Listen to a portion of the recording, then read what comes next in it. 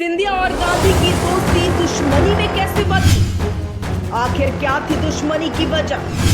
क्या दिग्विजय सिंह का था इसमें सबसे बड़ा हाथ? एक नजर ज्योतिरादित्य सिंधिया और राहुल गांधी की दोस्ती पर। देश की सियासत में जिस दोस्ती की मिसाल दी जाती थी, आज वही दोस्ती मध्य प्रदेश में सबसे बड़ी सियासी दुश्मनी की इबारत लिख रही है।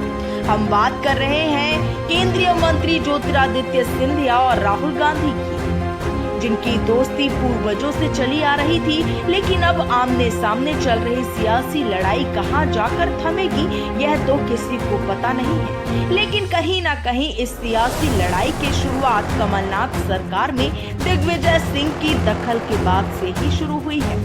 अगर बात करें गांधी और सिंधिया की दोस्ती की, तो सिंधिया और गांधी के परिवार की दोस्ती तो पीढ़ियों से चली आ रही थी। पूर्व प्रधानमंत्री राजीव गांधी और पूर्व केंद्रीय मंत्री माधवराव सिंधिया की दोस्ती ने देश की राजनीति में अपना परचम फहराया है।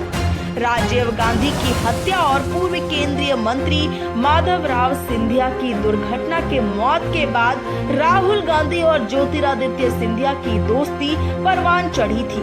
दोनों ने ही दून स्कूल से पढ़ाई शुरू की थी। स्कूली दौर में ही दोनों की दोस्ती भी हो गई थी। इसके बाद धीरे धीरे दोनों ने एक साथ राजनीति में कदम आगे बढ़ाए।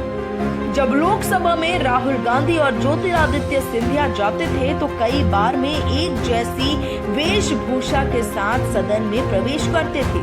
इसके अलावा दोनों ही अगल बगल में बैठते थे। जब भी राहुल गांधी पर कोई तीखा हमला होता था, तो सबसे पहले ज्योतिरादित्य सिंधिया उसका जवाब देते थे।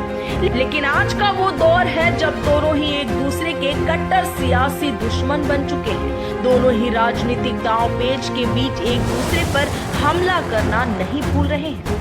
दरअसल ज्योतिरादित्य सिंधिया और राहुल गांधी की दोस्ती उस समय खत्म हो गई जब ज्योतिरादित्य सिंधिया ने बीजेपी का दामन थामते हुए कमलनाथ सरकार को गिरा दिया।